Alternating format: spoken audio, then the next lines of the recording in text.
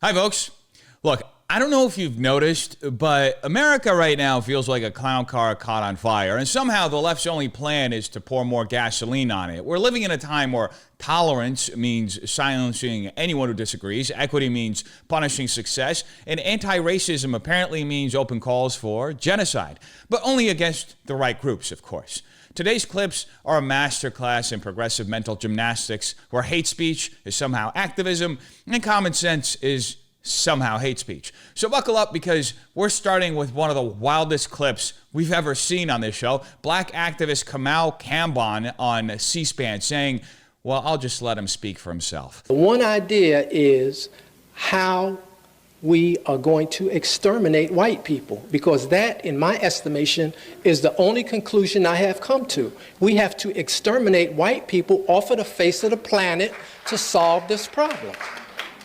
Now, I don't care whether you clap or not, but I'm saying to you that we need to solve this problem because they are going to kill us. And I will leave on that. So we have to just set up our own system and stop playing and get very serious and not be diverted. I'm sorry, what? Come again? What did you just say? Did I actually hear that correctly? I feel like I'm sleeping and someone needs to pinch me out of this nightmare. A grown man standing on C-SPAN calmly advocating for the extermination of an entire race, and we're supposed to treat this like some bold academic insight? No, this is what actually happens when grievance politics rots your brain past the point of no return. Now let's unpack this absolute dumpster fire of rhetoric we just heard. First, notice the lazy sleight of hand. Camal Kamban doesn't present any sort of argument. He declares a conclusion. He skips the entire process of proving anything and jumps straight to the, we have to exterminate white people. That's not logic. That's what cult leaders and genocidal maniacs do. You don't get to slap, in my estimation, onto a statement and pretend it's a reasoned conclusion. By that standard, Charles Manson was just offering thoughtful commentary. Next, the fear-mongering. Kamban says, they're going to kill us. No evidence, no specifics, just a vague, unprovable boogeyman designed to inflame emotion and bypass critical thinking. It's the oldest trick in the authoritarian handbook. Manufacture existential fear so you can justify any atrocity in the name of self-defense. Hitler used it. Stalin used it. Now apparently C-SPAN is offering open mic night for the same tired playbook. Then there's the victim to predator pivot. Kamban tries to make extermination sound like a reluctant necessity, like he's been dragged kicking and screaming into calling for genocide. Sorry, but when you say we need to solve this problem and the problem you're talking about is an entire race, you are the villain. You don't get moral credit for wringing your hands while plotting atrocities. And just for good measure, he throws in the standard revolutionary cosplay. He says, set up our own system, stop playing, get very serious. It's always the same with these grievance peddlers. They talk about systems like it's an Avengers mission, but never explain what that actually looks like. Why? Because if they spelled it out, if they admitted they're fantasizing about violent ethno-states, normal people would recoil in horror. Now here's the real kicker. Kamban's rant wasn't delivered at some fringe rally. This was at the Black Media Forum at Howard University on C-SPAN, not shouted from a street corner, not scribbled in the dark corners of the internet, on national television at a major academic institution, and nobody pulled the mic, nobody tackled him off the stage. In fact, several people applauded. Imagine for 1 second the media reaction if a white speaker stood up at a university, say, University of Florida, and calmly said the solution to their problem was exterminating black people. Cities would burn by sunset. But when the target is white, suddenly it's just uncomfortable but important dialogue. And no, it's not important dialogue. It's evil masquerading as empowerment. And here's a reality check. The United States has spent decades, billions of dollars, thousands of laws, and endless national soul searching, trying to atone for racial injustices. Does racism still exist? Of course. But the solution to injustice isn't reverse genocide, it's justice. It's equality under the law, not trading all of that for one racial supremacy. I think it goes without saying that Camal Kamban isn't brave, he's not a revolutionary, he's not even original. He's just another bitter radical who thinks playing victim gives him a free pass to say things that, frankly, would make a Klansman blush. And the fact that platforms like C-SPAN and Howard University let this filth float out into the world without immediate, overwhelming condemnation says a lot more about the moral rot of today's institutions than it does about solving problems. If your solution requires extermination, your solution is evil. period. No amount of academic mumbo-jumbo or self-righteous posturing will ever change that. And since we're on the topic of mindless mumbo-jumbo, in enter the View's Sunny Hostin with a brilliant take, as always. Because when I look at something like this, these proposals, I want to know why, and I want to know who's making them. And so when I looked into that, they're saying that the U.S. birth rate is declining. However, in 2024, there was a 1% increase in U.S. births. But that increase was with Hispanic mothers and Asian mothers. So they don't seem to be concerned about that increase. They seem to be more concerned about a decrease in other populations. Say it. No, I think I said enough. It's not based on that. And so, well, it's just based on a study. And so the other thing but I will. Have they said that anywhere? I mean, I feel like it to be fair. It's just fair to who? It's just a. Have they said that this is to target only white families? Oh, I didn't say that. You have to read between the lines. I just gave the stats. Yeah, but it's about economics. They're wanting people to pay. I mean, wow. Just when you think the View couldn't possibly scrape the bottom of the barrel any harder, Sunny Hostin shows up with a jackhammer. According to her latest brain fart, Donald Trump's $5,000 baby bonus is some sort of covert operation to help white people outbreed minorities. Because, of course, it can't possibly be about helping Americans have children in a collapsing economy. No, it must be racial eugenics. Now let's walk through the intellectual landfill Sunny just dumped on live TV. First, she starts by acknowledging a 1% increase in U.S. births in 2024, which she correctly notes came primarily from Hispanic and Asian mothers. So far, so good. Congratulations, Sunny. You read an accurate statistic, but from there, she leaps headfirst into conspiracy theory territory, suggesting that since the increase wasn't driven by white births, any policy to support families must be racially motivated. Her exact words: they don't seem to be concerned about that increase. They seem to be more concerned about a decrease in other populations. Now, who is they, Sonny? The Trump administration, Republicans, the entire U.S. government? You don't say. You don't cite. You just imply, because that's the game. Throw mud, back it up with vibes, and hope your audience is too hypnotized by clapping seals in the audience to notice you've said absolutely nothing of substance. And then it gets even better. When challenged by her co-host about where this race-based targeting was ever actually stated, she admits, "Oh, I didn't say that. I have to read between the lines." Ah, yes. The progressive method of critique. Telepathy. If you can't find racism in the text, don't worry. Just imagine it's there. It's like playing Mad Libs with the Constitution. Now, here's a real kicker. The U.S. is experiencing a long-term decline in birth rates across all demographics. According to the CDC's National Vital Statistics reports, America's total fertility rate has been below replacement levels since 2007, meaning each generation isn't even having enough children to sustain the current population. Yes, there was a modest 1% increase in overall births in 2024, according to preliminary CDC data, but that doesn't even scratch the surface of the broader collapse. Hispanic and Asian mothers did account for much of that slight uptick. But even among those groups, the trend lines are grim. According to the Pew Research Center, Hispanic birth rates in the U.S. have plummeted nearly 31% from 2007 to 2019.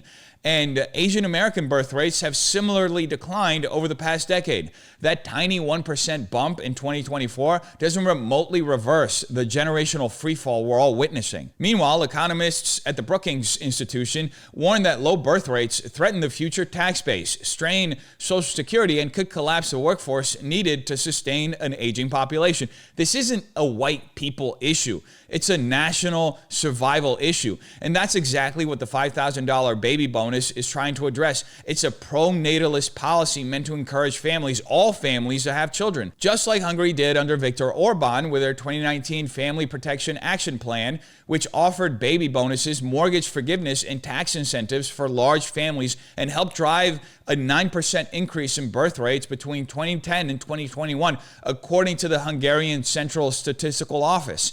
France implemented similar incentives years ago to counteract demographic decline, and even China, after decades of enforcing the one-child policy, is now scrambling to pay couples to have more kids. This isn't some secret code to help white people. It's a basic economic reality. When your birth rate plummets, your economy eventually collapses, and unless the left is planning to import 20 million more illegal immigrants per year to patch that hole, something's got to give. But you won't hear any of that on The View because actual facts would get in the way of Sunny Hostin's lazy racial grievance cosplay. It's easier to read racism between the lines than to read basic demographic data. Sunny doesn't care about demographics or economics or families for that matter. She cares about reinforcing the idea that anything a Republican proposes must be rooted in racism. Trump could suggest giving free diapers to every newborn in the country, and she'd probably call it a dog whistle for white supremacy because Pampers starts with a P. Now, this is what happens when you mistake identity politics for analysis. You get mid-wit conjecture dressed up as insight, served on a platter of smug self-righteousness. And the worst part, millions of people take it seriously because it aired on a mainstream network with applause breaks like it's gospel and zero fact-checking to back it. So no, Sonny, the $5,000 baby bonus isn't some secret white nationalist plot. It's just a rare example of government actually trying to make parenthood slightly less unaffordable in a country where inflation has made baby formula a luxury item. Maybe try reading between the facts next time. And speaking of facts, fact-free communist AOC just announced her presidential candidacy. Well, kinda. Let's check it out. You know, Idaho, I am so touched being here. I'm a girl from the Bronx. To be welcomed here in this state, all of us together, seeing our common cause, this is what this country is all about. Don't let them trick us into thinking we are enemies. Don't let them trick us into thinking we can be separated into rural and urban, black and white and Latino. We are one. Alexandria, they told us this was a conservative state. They got it wrong. In Idaho, I know that looking around here, it can feel impossible for Republicans out here to be defeated. That's not true. It's simply not true. And from the waitress who is now speaking to you today from this podium, I can tell you, impossible is nothing. And as Alexandria just said, when we stand together, when we do not allow them to divide us up, there is no stopping us. Miracles start with mustard seeds. And that is what each and every one of you represent today. Small miracles of faith in ourselves, in each other, and in the refusal to give up. I'm sorry, did AOC just soft launch a presidential campaign by cosplaying as a motivational speaker at a TED Talk in Idaho? Because that's what this felt like. If the TED stood for totally empty drivel. Let's get one thing straight. This wasn't a political speech. It was an overproduced Hallmark card with a progressive bumper sticker slapped on it. All fluff, no facts, all vibes, zero vision. First, let's deal with the rhetorical junk food she's peddling. AOC opens with a classic identity bait. She says, "I'm a girl from the Bronx." Great. And I'm sure that'll come in handy when negotiating nuclear disarmament with Iran. This entire speech hinges on a tired emotional appeal. Urban girl visits rural town, finds common ground, and somehow this translates into presidential qualifications. This isn't a campaign platform, it's a Netflix pitch. Then we get the classic collectivist kumbaya. She says, "We are one, black and white and Latino." It's vague, feel-good filler meant to camouflage the fact that she has no serious ideas. She speaks in platitudes to avoid being pinned down on anything concrete. Notice a careful word choice, too. She says, miracles, mustard seeds, faith. It's pseudo-religious language repackaged as political inspiration. But faith without works is dead. And AOC's track record is a true graveyard. She also touts herself as a waitress turned congresswoman like it's a resume. But let's look at what she's actually done in Congress. She helped kill the Amazon deal in New York, which would have brought 25,000 jobs to her own district. She introduced the Green New Deal, a $1 trillion fantasy that can't even pass within her own party. She grandstands on X and other social media all day, cosplays as a revolutionary, and calls border facilities concentration camps. But when it comes to passing legislation, she's functionally irrelevant. According to the nonpartisan GovTrack, AOC ranks near the bottom in bills passed or even co-sponsored that became law. That's not leadership. That's unadulterated performance art. And let's talk about the DNC allegedly pushing her and Bernie Sanders as a dream team. If this is the left's idea of a power ticket, it's more like a parole hearing. One's a career socialist who never met a payroll in his life, and the other is a former bartender who thinks economics is feelings-based. This is like pairing two broken calculators and hoping to get the national budget right. Now, in this video, we see her in Idaho claiming Republicans can be defeated here, like she's cracked some secret code. Idaho went for Trump by 30 points. AOC talking to Idahoans about unity is like Gwyneth Paltrow giving a seminar on working class struggle. It's insulting. It assumes rural class Americans are too stupid to see through the cringe-inducing prepackaged moral theater she's presenting. And let's not ignore the greater irony here. She warns against being divided while building her entire career on racial, gender, and class division. The same AOC who accuses anyone to the right of Karl Marx of being a threat to democracy now wants to play unity pundit? Please. By the way, this is the same AOC who just a week ago proudly stated that America deserves its decline and that the fall of the United States would be a good thing because it would allow for it to be replaced with something better. That's not patriotic. That's not reformist. That's straight up communist rhetoric dressed up in Instagram filtered activism. You can't claim to love a country while rooting for its collapse. And now she wants to lead the very nation she openly wants to see dismantled.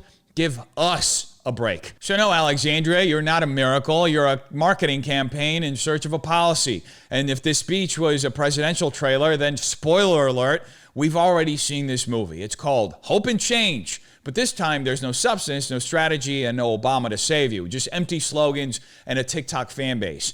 You'd be the easiest candidate in modern history to run against, and probably the least qualified as well. And let's be clear about one thing. America will never be a communist country, no matter how many soft focus videos these progressives film, no matter how much you romanticize decline, and no matter how hard you try to rebrand Marxism as progress, the American people are not going to buy it. Look, at some point we have to ask ourselves, when did charisma start replacing competence? How did empty theatrics and identity sound bites become acceptable substitutes for leadership in a country this powerful, this complex? If someone can rise to national prominence by tearing down the very system they claim they want to lead, what does that say about the media machine and the voters who feed into it? This isn't just about AOC. It's about a broader rot in a culture that rewards performance over principle and confusion over clarity. So the next time you hear applause for another speech dripping in faux unity and Instagram-friendly moralism, ask yourself, is this real leadership or just the latest reboot of a bad idea we've already seen fail? You tell me what you think in the comments down below. Have a terrific day. Peace.